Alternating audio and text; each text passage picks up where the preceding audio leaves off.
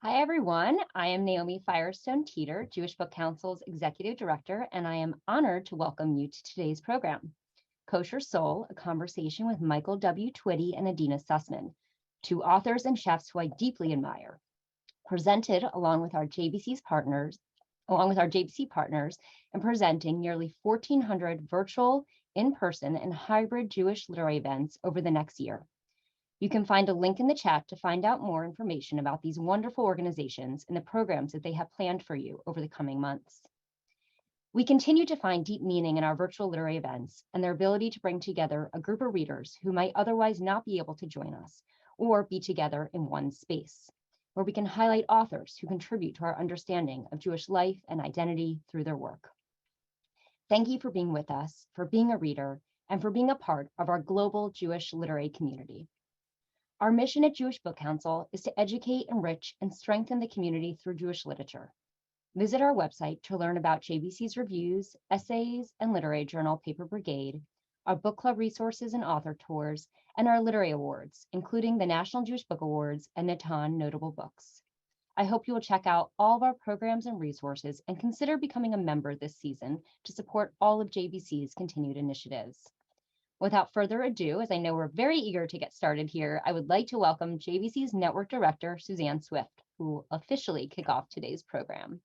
Thank you, Naomi. We're so excited to be able to offer this program. In addition, I want to thank, the thanks that Naomi already said, I want to thank Courtney Noble for and HarperCollins who helped put this event together for us. I also, again, want to thank all of our JBC network sites for the incredible job they're doing this season and working together with us to have this event.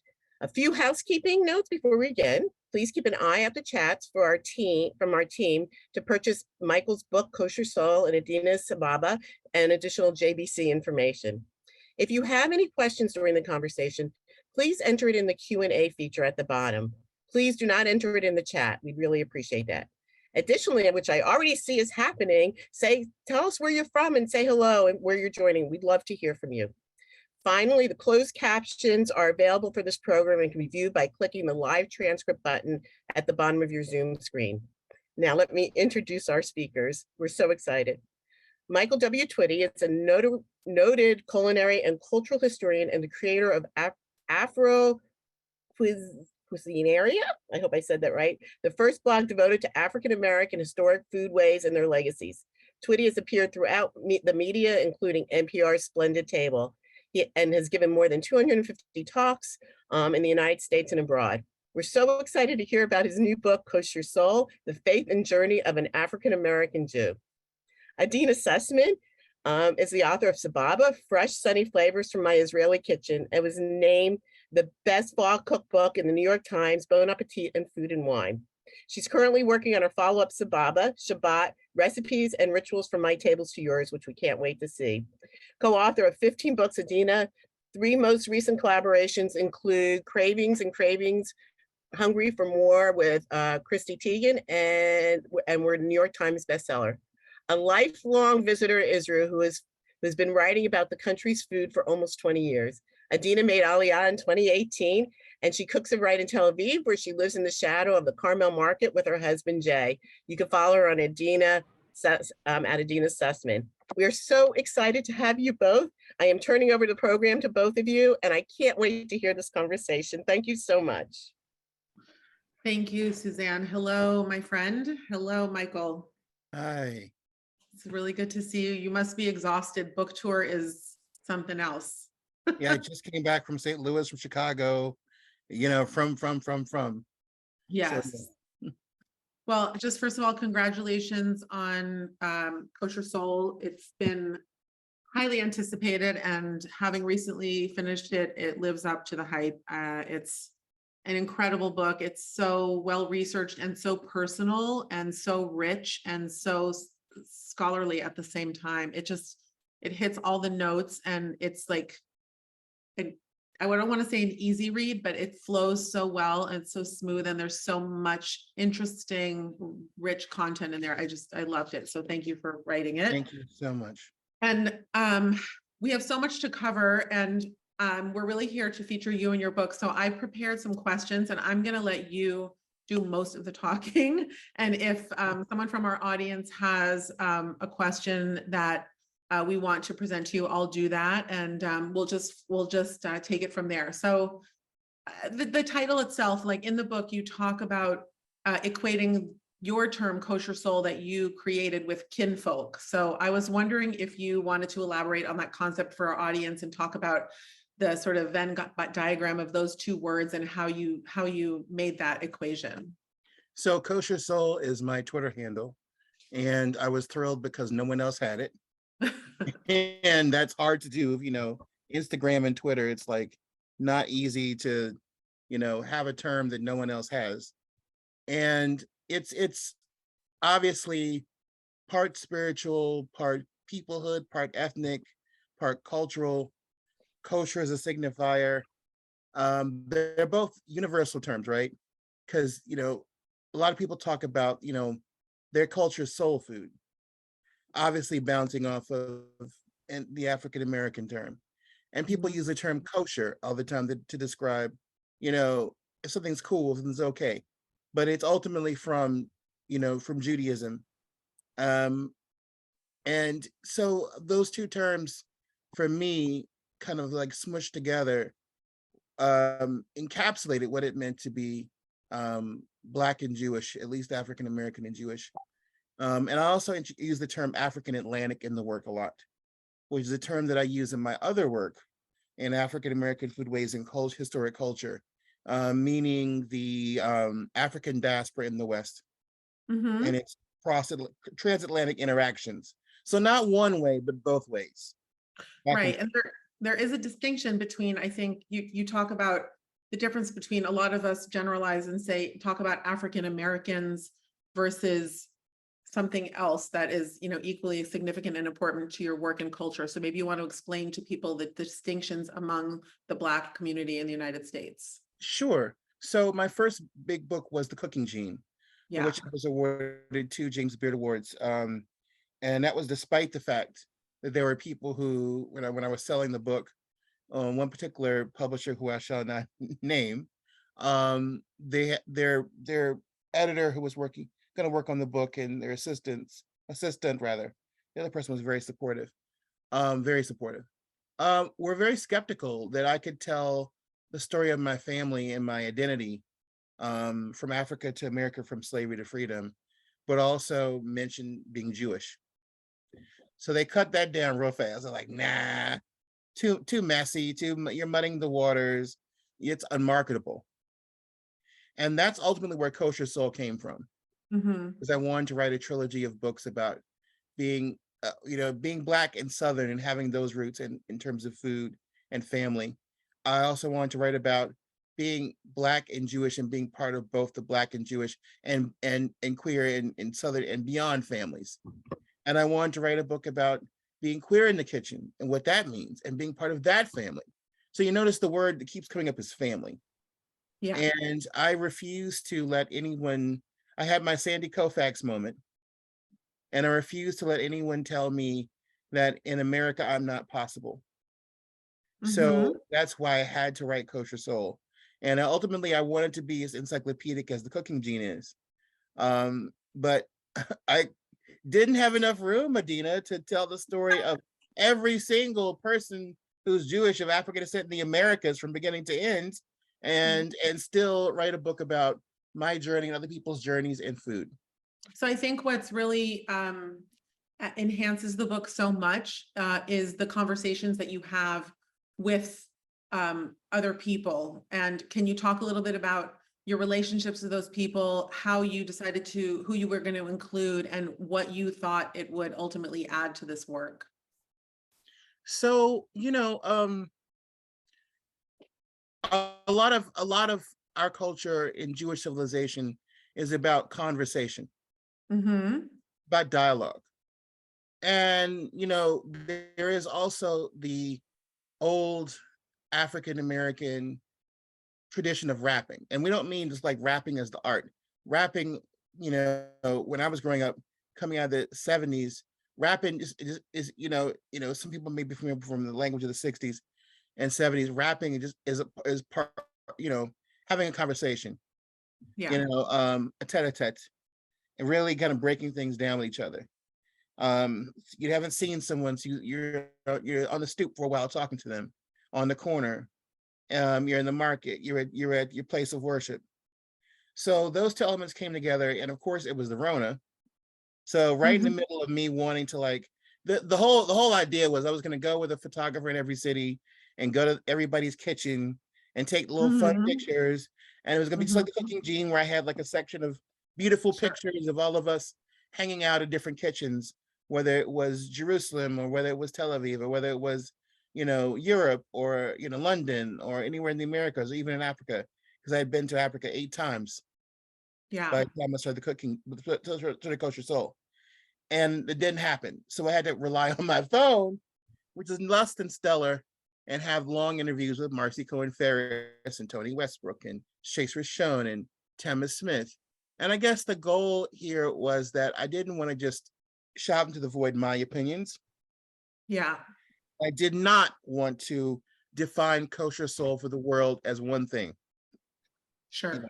I do it my way, and I'll kind of jump ahead with the food part. But I at the very beginning of the book, I confess, like, no, this is not going to be the Black Jewish version of the preppy handbook of the grunge dictionary, where I love I'm that. the one, right, the one-stop shop for Yeah, what is you Black say Jewish. this is the twisted logic that started to live in me. If I couldn't find a minivan of more Black Jews making Afro-Brazilian cholent with a side of biscuit kugel and jollof rice, stuffed cabbage in the story, I was trying to tell that the story wasn't going to matter. Like, you weren't going to get stuck in that trap that you had to fulfill all these tropes for other people.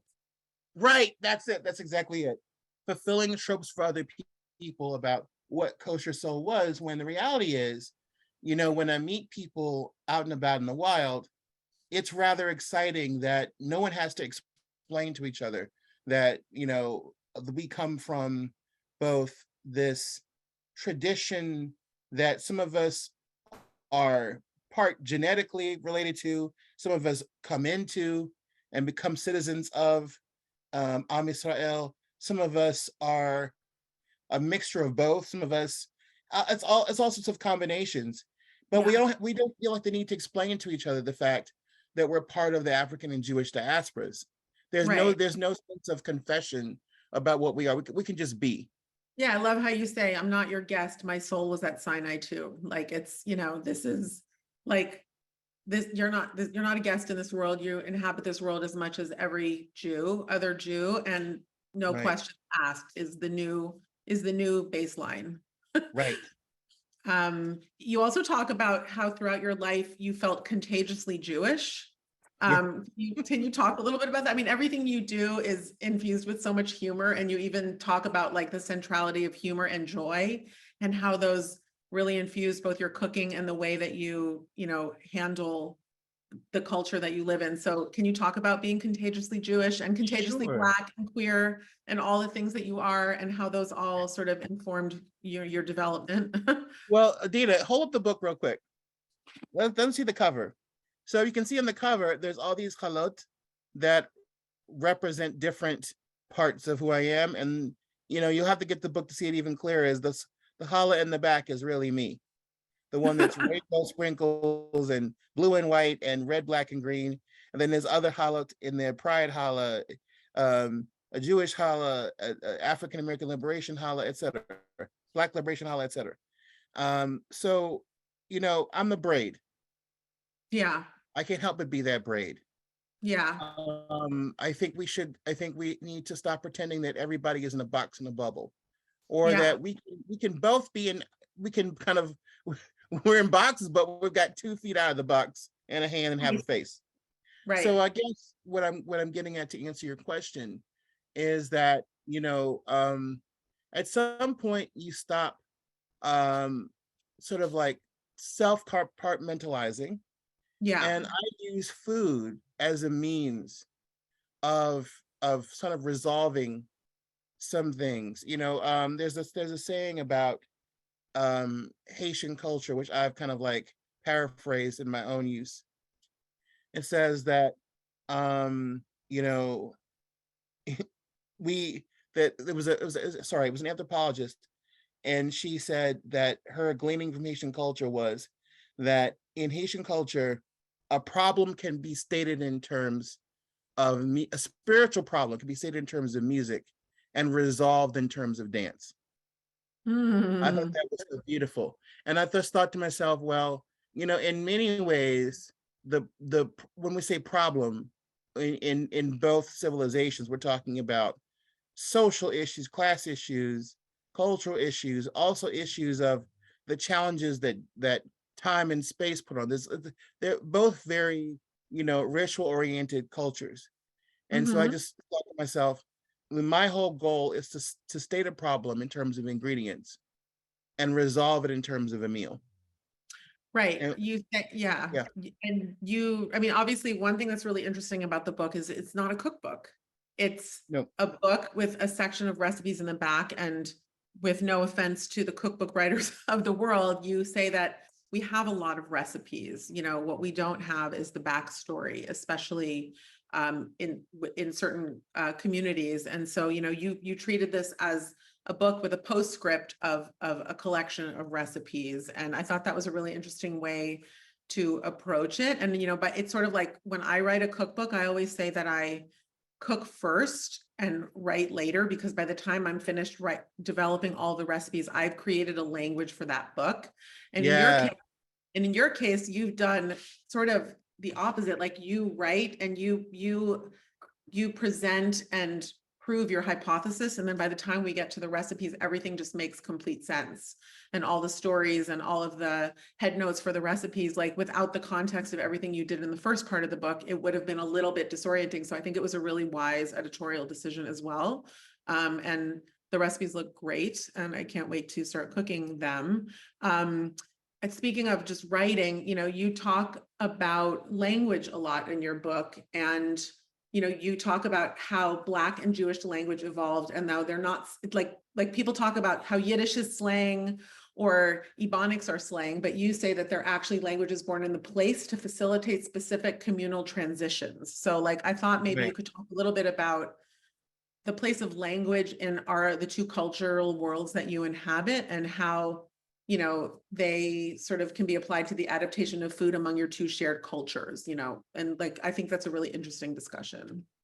So what people need to understand is that there is I'm fighting against this attitude that there's this antipodal relationship between Black and Jewish culture. And an antipode is like when you have 2 points on a map, they're the furthest apart from each other. Sure. So there's this idea that, oh no, the only thing we have in common is oppression. Well, that's not good enough. That's not nice. That's kind of horrible, actually. Yiddish and African American vernacular English, which, by the way, is not the only. You of course know about Haitian Creole, or about Brazilian Portuguese, which is ultimately Afro Portuguese, right? Languages develop everywhere or Jamaican patois, everywhere in the New World. African communities developed a language in concert with the language of the slave owning class that enabled them to speak across multiple language families, but also include vocabulary from those different African ethnic groups and make them into a whole speak that was essentially comparable with the dominant language, but not always mutually intelligible or culturally intelligible with it. In the same way, Yiddish and Ladino develop, right? All Judaic languages develop, right? In response to the culture around them, but essentially affect a Jewish aesthetic and mentality and how they're expressed. Right. So they're very similar, but they're also very derided. And also that I made that point because it also goes hand in hand with the food. We have two food cultures where there's a lot of misogyny. I will go ahead and stand on this hill in how people push back against the healthfulness or usefulness or taste level of both food cultures. It's like, oh, the mama did it. Right. So you have to remind people that, yeah, we have these beautiful vernacular languages and vernacular cuisines, that essentially are there to keep us from falling. Our humor that we talked about earlier is one of our greatest, our satire, our irony, our sense of just the absolute absurd, Yes. comes into play in how we express ourselves in our art, in our food as Black and Jewish worlds. And we're across the entire globe. We have these similar elements to our culture and to how we eat and I always tell people, Adeena, we're the only two peoples who, while we're eating something, talk about the next meal we're going to eat. Yes. That's incredible. I thought about it and I just thought, why do we do this? Why are we sitting at the Seder? Why are we sitting at the Sunday dinner talking about the next thing? And it popped in my head one day. It's like, oh, right. It's the next thing because we're hoping that between this meal and next meal, we're going to be there next year. Exactly. Or how we go. My mother, but my blessed memory used to go, would never let me serve anything to family, friends, anyone that wasn't perfect. The perfect cookie, the perfect piece of bread, piece of chicken, whatever it was. Mhm. But we're in the kitchen together. She would go, "Oh, you can have this. It's nasty." I'm like, why do I have to eat my oppression? Why is we did something nasty? But it's very Jewish too, right? Because you're in the kitchen with something. I'm in the kitchen with you, and all of a sudden, one of us is gonna say to each other, "Oh, try this. It's terrible." Right. Like, why? Why do we have to do this to each other? What's going on? But we're the only people on earth to do this, and it just harkens back to the fact that no, that food was not meant to kill you, and some people weren't the best cooks, and some people didn't know how to cook. It's all about communalizing, family, kinfolk, mishpucha, your landsman. It's about sharing. It's about creating a space of love. And it just seems to me like in these two culinary worlds that I'm blessed to be a part of and come from, I think that it's just like, it's a sign of hope.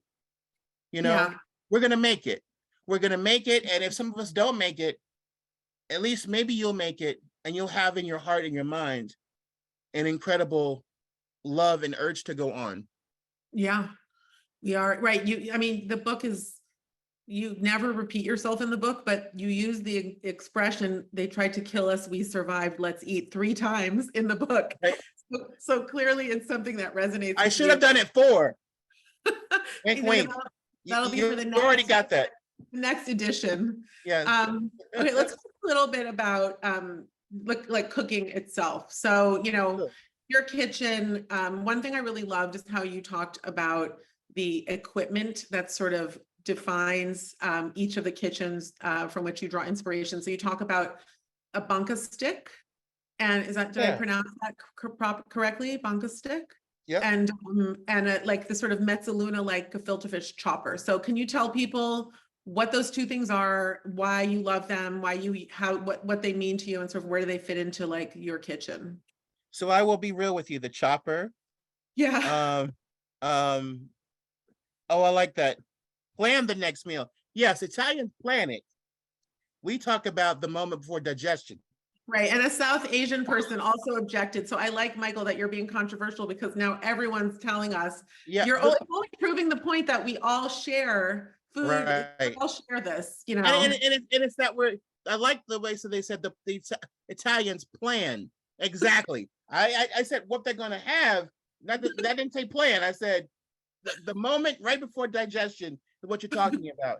Italians plan it. Other people say, okay, but there are different ways of doing it. And it's that I want to respond to that really quickly, because there are the fine print is the how. Mhm. And that is what, everybody greets, right? But everybody greets the same way. Right. That's a nice greeting, but it's not us, right? Kind of thing. So just Yeah.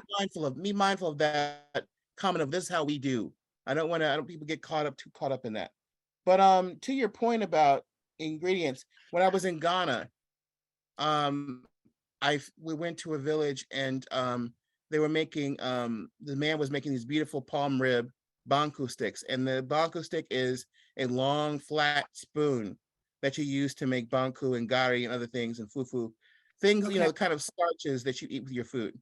But Yeah. they're also very useful because They're really long and they enable you to taste in the African way, which is you don't put your mouth on the spoon, you put the food on your palm and you Right. lick off. Mhm. And so to me, having a bunch of those is really special. Plus they remind, yeah, it's gonna sound awful, but they remind me of the, every Black diasporan talks about the big spoons in the kitchen that were hanging up on the Yeah. wall that were Oh, yeah. sometimes our corporal punishment. And so like they remind me of that too. And it's very funny because in Africa, you will occasionally see, child does something wrong, mama's like, eh, and the kid goes Yeah. running, right? So then there's the chopper. So the chopper I use not for gefilte fish, but for egg salad and the other yummies that we have. I'm not a gefilte fish person. I guess if I had to make it, I could make it with the original sort of like, Sure. chopper device. But I also have tucked away somewhere an antebellum waffle iron, which I use in some of my living history things. And I have Mhm. tucked away somewhere a radle, for the making of the matzah to make the holes. But I don't Right. use it for any practical reason because I hold by, matzah must be made by a rabbinical authority. But I will bring it out to show kids and to show people, how it works and demonstrate it, making it kind of like homemade non-Pesach matzah. Uh-huh. So I guess having these things around me is also having the energy of the people who, made them. I talk a lot about how in my home, for the first time, having my own real kitchen and everything at 40 something, Mm. having like, I have mezuzahs all over the place, but also Mhm. near the mezuzah, I have my mother's, my grandmother's, and my great grandmother's hot comb, Amazing. hung up on the wall like a mezuzah. And so for our families, the kitchen was a space not only of, venting your frustrations about the world and its issues, but also a space where you danced. And I say issues, I do mean issues of class, race, gender, and sexuality, etc. Yeah. I And mean, culture. you have such a uh, forgiving and gracious way of talking about African history in the United States without glossing over the obvious history. Hmm. But you talk about how like there's a current in the United States of anti-Jewishness and anti-Blackness, and you were forged in that current. Like it seems like the anti-ness like sort of turned you into positive on these two identities that you have, and like you refuse to sort of remain in the anti part and you sort of turned it into something else. But can you just talk a little bit about, I mean, do you still experience discrimination, anti-Semitism, and racism on a regular basis? Is it getting better? Has it changed? What's happening? Like, how do you feel in the world right now? I think it's morphed. I think it's morphed a lot. When I was kind of like whoever, I experienced it a lot more. Yeah. And plus, the world has changed a little bit. I remember how when I was first, out and about, um, past Orthodox based in and then, in the world, I was Mhm. very, I had a nickname for myself looking backward at that time going, I was, Tevye with a tan. I had, always had my sisters out and I always had that. Yeah. It had the whole thing, which is not very Sephardi, by the way, but whatever. Um, but I guess being kind of like out there, and just, doing my thing, I talk about this in the book, a whole chapter called KWB, Keep Odd While Black. Yep. Sometimes people, would react to you in a way that was so positive and so like welcoming and beautiful. And sometimes it would do awful things. Like I got hit in the head a lot, physically assaulted. I didn't want to call it that. I was so ashamed.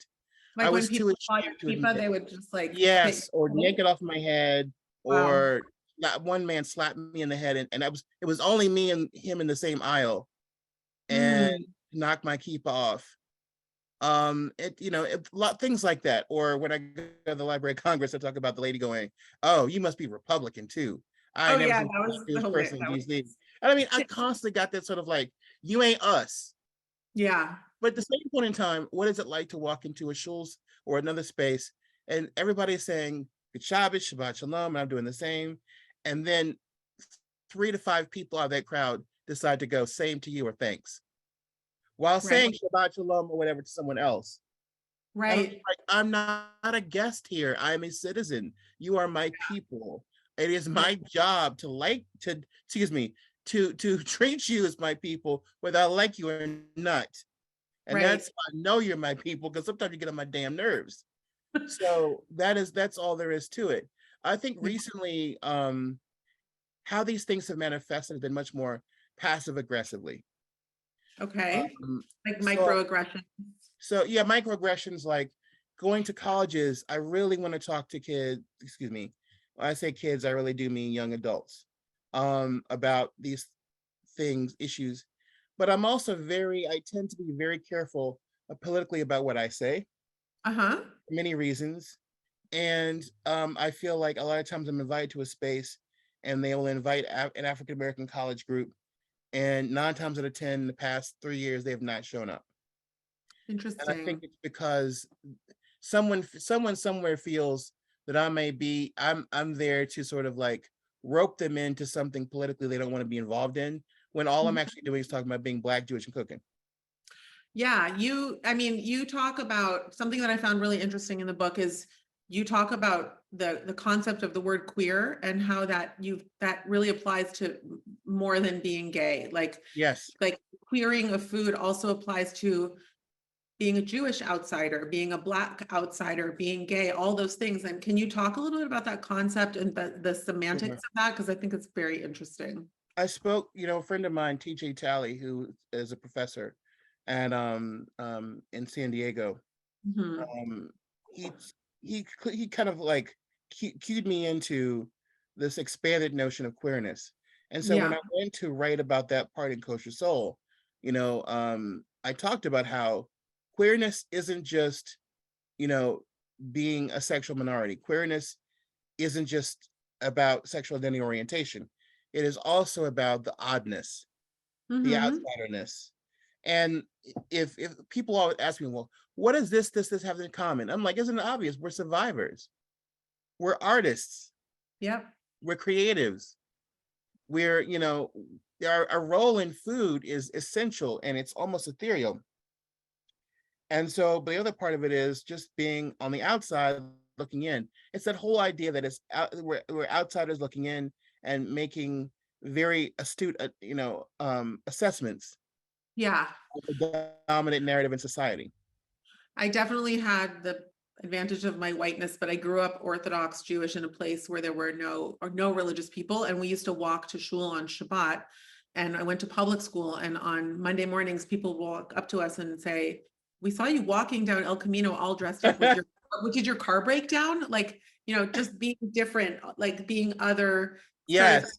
I always, as an adult, and also as someone who's interested in food, I think being a bit on the outside is always a great vantage point. Like, there's just so much more that you can add, and you have, instead of just being like right in your zone, like having stepped out a bit, and even living in Israel and looking at all the different cultures here, and even looking at Israeli food, which I want to talk to you about briefly and get your take on what Israeli food is. I think, you bring, an insider outsider perspective that, is extremely unique. So speaking of Israeli food, you talk a little bit about what that means to you, and, in relation to MENA Jews and like how they lived in other cultures and brought that food to Israel. So maybe can you just talk about that a little bit, because there's a lot of debate these days about what Israeli food is, and in general, like cultural appropriation and the provenance of recipes, and how to give credit where credit is due, and to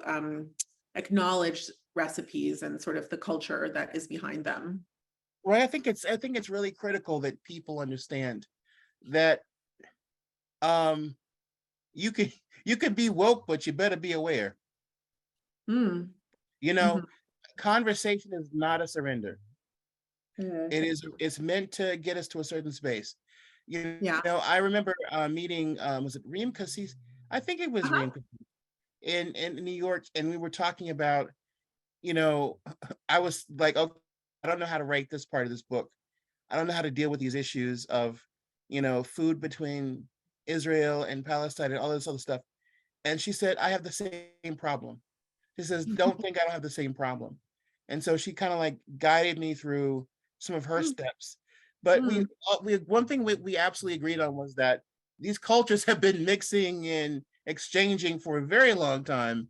And your Syrian salad and her Turkish salad and his Israeli salad and, Yeah. and cousin so-and-so's Greek salad, Yeah. you know, it's kind of like what we were talking about earlier about, you know, what people do during a meal. Yeah. It's similar, but it ain't the same. Right. You have to respect that culture's lens that no, dill does not go in this. Right. Or that, oh, absolutely parsley and cilantro go in this. Mm-hmm. But you know, there's still, but the outsider said, but there's still salads. Yes, you are correct. And ultimately, yes, this is part of the same nexus, the same world, the same construct. But we have to respect how people see that construct. So I kind of like put it to rest by saying, but the reason why is because I would go online, I would talk about Jewish food, and inevitably people would bring to the matzav. Uh-huh. And I'm just like, I don't have control over that, guys. I'm sitting here. I've only been to Eretz Israel twice. Yeah. I'm not a citizen. I don't live there. I fully I have so many friends from all parts of the cultural spectrum. Yeah. I've been blessed to have that in my life. I'm not trying to put down some sort of like territorial flag. All I'm Yeah. trying to say is that, you know, there are different Palestinian food traditions, there are different Middle Eastern food traditions. Jewish traditions flow in and out of those worlds. And that Jews from the Middle East, North Africa, were also innovators, were also creators from a very ancient time of certain Right. foods. And we just have to deal with that and understand that and ask questions and be neighborly. We don't have to turn this into a full-on fight on who has the biggest falafel or gefilte fish, not gefilte fish, but falafel or hummus. I mean, yes, this different. It's people approach these things differently, and you know, over time, a dish or an ingredient can go into another culture and have a whole life of its own. You know, the Italian's relationship with the tomato is not the Nahuatl Aztec relationship with the tomato, Yeah. and I'm Yeah. okay with that. And I can Yep. still say that the tomato wouldn't be the tomato without the people of Mesoamerica. And I can still say the tomato wouldn't have its global expression without the people of Southern Italy, Mm-hmm. and still be telling the truth. And that's what I wanted to do here. Okay. We have a few good questions, but since we're talking about tomatoes, one of the most interesting parts of the book I thought was about gardening. And it was Yeah. a lyrical and lovely discussion. I even see your face softened when we talk about gardening. So like, I wanted to know if you could talk about the role that gardening has played in Black and Jewish culture, and how and why you decided to dedicate so much of that, some space to that in your book. And then as a follow-up question, you know, we're in Shemitah year, and you also talk about Jewish farming among younger Jews. And I did some research and I noticed that there are some Black Jewish farmers in the cooperative. So I thought maybe you could talk a little bit about Sure. how younger people are approaching gardening and farming, and your role on that, in that.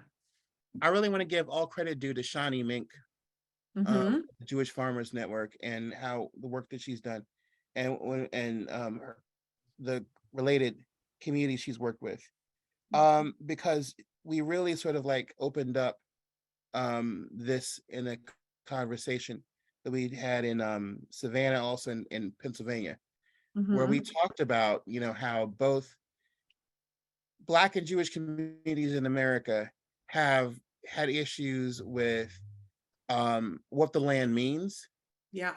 and coming from the land. I also happened to learn for quite a while with Rabbi David Schneer, and he had, you know, farming roots in New Jersey. You know, his family were those Jewish chicken farmers from Jersey, you know, who had the big garden and all that stuff. And so we talked about how for both communities, the idea of being rural or being on the farm has been very triggering. Mm-hmm. And for different reasons, she said, when you're Generation X to millennial to Generation Z, and you say, hey, I want to go farm, the attitude is Jews don't do that. Right. We're urban, we're doctors, we're lawyers, we're in the city. African Americans, it's like, I ain't no slave, I ain't going back to that. And it's like, no, this is the Hebrew Bible is an agrarian document. Yes. The Yes. the tradition, August Wilson, the great playwright, even though he was straight from the Hill neighborhood in Pittsburgh, talked about how, the disruption of being a people, agrarian people for thousands upon thousands of years, and all of a sudden you're now put in the Great Migration and you're forced to have this completely urban lifestyle after being in concert with nature and working with nature for your sustenance for so long. And so I have Right. I have 3 different garden schemes in the book: an Ashkenazi heritage garden, African American, Afro-Caribbean heritage garden, and a Mizrahi Sephardi heritage garden. Because I still do work a lot with heirlooms and foods, and I really encourage people to not just cook whatever's at the grocery store. Yeah. But actually find it, grow it, eat it, and ask yourself, how do you feel as you eat this thing that has these specific colors or tastes or smells that Mhm. somehow evoke where your ancestors came from. Yeah, you guys, I think the book is worth the price of purchase just for these heritage garden recommendations. They're so rich and beautiful. I wanted to ask you about one of the recipes in the back of the book, Charleston bunch soup. I just thought it would be a good, we've been talking for about 35, 40 minutes. I think a lot of people are still very engaged in the conversation, so I'm going to keep going for a little bit longer. But I think it's a good place to talk. You spend a lot of time because also I know you're very close with Marcy Cohen-Ferris, who's like the predominant scholar on Southern Jewish cooking and Southern cooking in general. So maybe just talk for a minute about the interplay of Southern Judaism and Black cooking, and then this recipe in particular, this Charleston bunch soup. So first of all, bunch soup, everybody, is just the way of the area with vegetable soup. And the best time, Charleston has a 10 to 11th month growing season. Amazing. So you have amazing opportunities. You could, throw okra in it for a very long time, longer than you can in most places.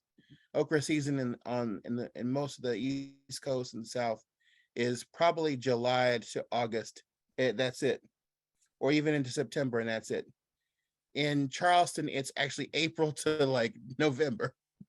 So you can do that. Collard greens, whatever, turnip, rutabaga, a little hot pepper here and there. And, leafy greens were very important to the West African diet. And that's a big part of the Southern way. But also, here's the deal.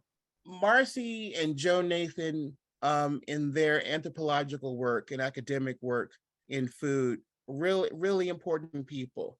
And of course, I give a shout out to Faye Levy, and I give a shout out to Claudia Roden, who I've had the beautiful opportunity to meet on several occasions and eat dinner with, and also Rabbi Gil Marks of blessed memory. All of these folks, and then some, yourself, many other, Jeffrey and Liz and many other people, but especially these titans, because they wrote these massive tomes that help give us perspective and a structure to what Jewish food can be, where it's from. And in particular, the Southern story, I guess I might be the first person to say, outside of Marcy hinted at it, but I went the next chapter, which is to say that if you look at the food of Jewish communities that are often forgotten, Curacao, Brazil, Trinidad, Haiti, Jamaica, etc., Mexico, the influence of indigenous and African foodways is there. And the foods, Suriname, the food is, obviously Creole, not Creole Louisiana, but Creole as in a mixture of the cultures. Okay. So the same thing happened in the American South. The Yeah. exact same thing happens where you have foods that are obviously from the African Atlantic, Sure. cultures that have Mhm. now become Jewish food by virtue of the fact that they fit well into the temporal and spatial aspects of what Jewish food looks like. And what I mean by that in plain terms is it a Shabbat food? Is it seasonal to a certain holiday? Can it be Mhm. made and kind of like sit around so that, when the fast is over, you can eat it? Yeah. Those kind of things are very important. So I'll give a quick follow-up to that and we can move on. So I was at Mikveh Israel in Savannah, Georgia several years ago. Jessica LaBose was kind enough to give me like a tour and bring me to the community. It was Sukkot. And I met a gentleman there and he was like, oh yeah, we had every Shabbat we had soul food. Yeah. And he talked about how okra soup and rice and red rice and fried chicken and challah, it was either traditional challah or it was challah made like biscuits that you could pull apart. Mhm. Mhm. And he said this was it. This is what we had. This was, of course we had a Gullah Geechee woman who was in the kitchen. And he said that was part of our way of life. Then 2 weeks later, I go to Maine, my first time in Maine. And I Mhm. meet this woman who's also from Savannah, who doesn't know this man I'm talking about. And before I could say a word, she said the exact same menu verbatim. So Wow. so in the Deep South, these were not outlier communities in the Yeah. mid 20th century. These were actually thriving Jewish communities, American Jewish communities between the Sure. late 19th and mid 20th century. And the culture that was there was really illustrates, this sort of, mixture. One last thing about it. The Ashkenazi folks really embraced these foods. The Uh-huh. Sephardic communities in the South did not. Can you Interesting. guess why? Why? The ingredients were the same. Right. It was too close to their own It was too cuisine. close for comfort, which is Yeah. kind of like bouncing off what we said earlier, right? You got tomatoes, you got okra, you got hot peppers, you got Sure. eggplant, you got cornmeal, gruel, you got all these different, you got the melons, Yeah. but that's not to my taste. So they did Right. not have that mixture of foodways on that side. It's Uh-huh. predominantly Nazi. Right. Okay. I'm going to do a lightning round of a few questions from the Sure. audience and then follow up. So, okay.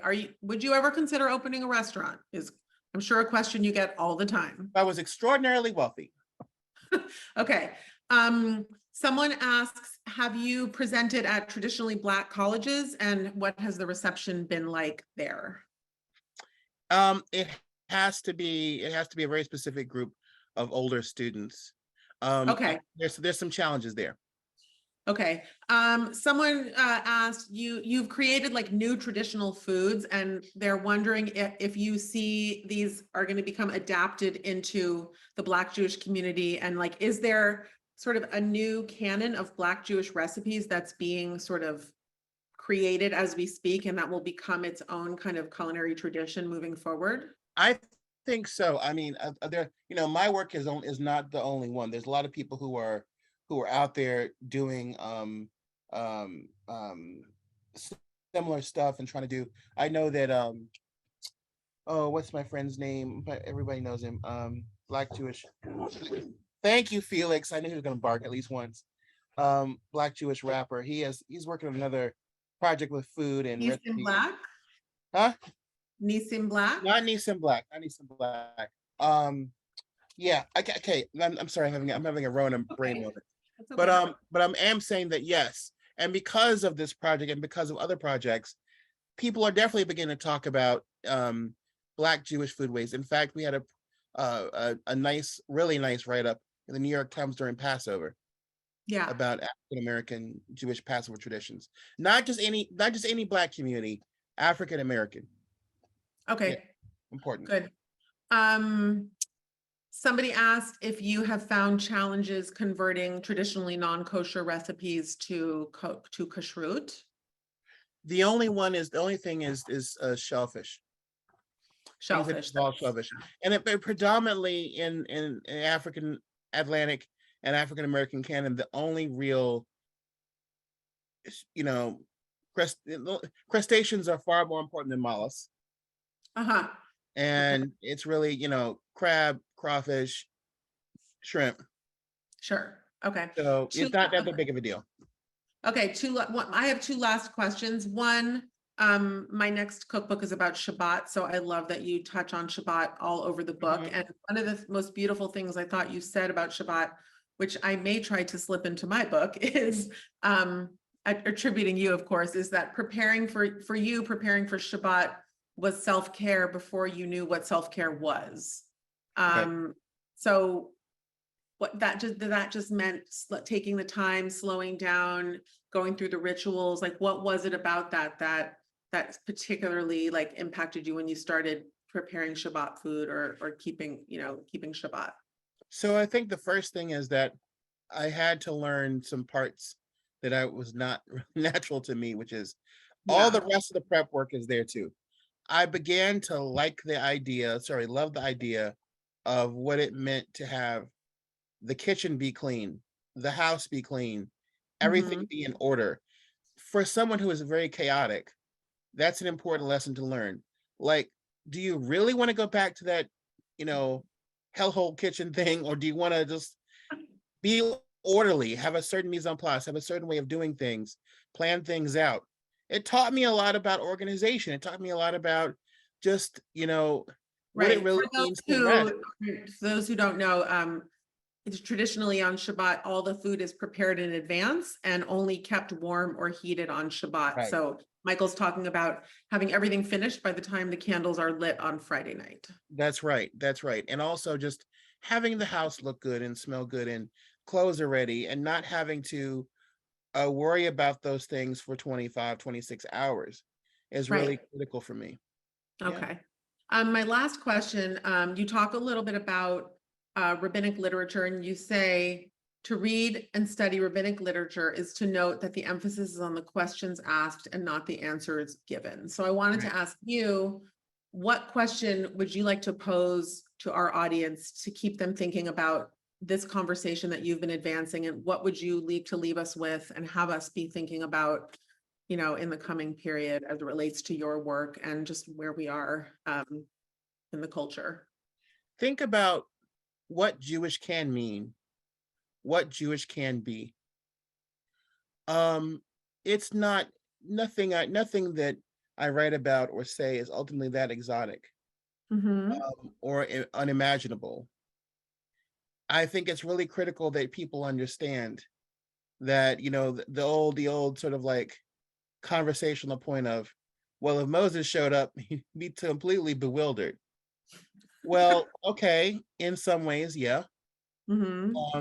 Because, you know, time and space and people and culture. But Jewish has to look a lot of different ways. And Jewish always has more. Jewish, you know, is our peoplehood, first and foremost. I always tell people, my life changed the day I heard a rabbi give the teaching, Judaism is not a religion, it is the religious culture of the Jewish people. Yes. Totally reframed everything. And also, you know, I had to kind of use the word faith in the title. I didn't really want to, but I made myself use it because I understand there's some people who pick up this book who don't know that principle, but they understand the word faith. Right. Okay. Right. So I can't say the people, you know, be very, very, very hyper specific and expect everybody to get it. Right. But I do want to let people know and understand that make room for all of this. I have you know, I have like 55, 60 recipes in the book total. But I also what I wanted to do was I referenced a lot of the cookbooks that y'all have done and a lot of Black writers have done, because I wanted people to, in the menu section, I've fully fleshed out menus. Juneteenth, for Sigid, for 4th of July cookout or whatever, or whatever you have, all the holidays, Shabbos, for Yom Kippur, for breakfast, for Pesach, all these things. And I some of the recipes are part of the menus. but also I direct people to other cookbooks for other recipes because I Right. want you to build up a library. I want you to support other authors and food folks. And I want you to really diversify the stories you read about food. I mean, I again, it would be one thing to the very thought of me doing a strict cookbook means that I have to then say the words, the Black Jewish pantry looks like. Right. Right. That okay, so my friend Rivka from Toronto, we're talking about Jamaican Canadian. Chava in LA with her Jamaican husband and Louisiana Creole background, modern Orthodox leaning Haredi kitchen, Yeah. not the same. Rabbi Sandra Lawson, you know, rabbi, queer activist, very health conscious, vegan Right. kitchen. I mean, I can't say that everybody has the same thing, but I can tell you one thing, the spirit and the spice and the soul, that is where the minds meet and the hearts too. Well, Michael, it was really great to see you. I haven't seen you since before COVID. I know. And, thank you so much for this really enriching hour. And thank you to the Jewish Book Council and everyone Absolutely. who tuned in to watch and to learn from Michael today. And congratulations again. And we look forward to hearing a lot more from you in the coming months and years. Bezrat Hashem, may you continue to be blessed and safe in Eretz HaKodesh, and all the best to your family. Amen. Wow, I could keep listening for hours. This has just been so fascinating. We had people from all over the world sign up and sign on. It's so exciting.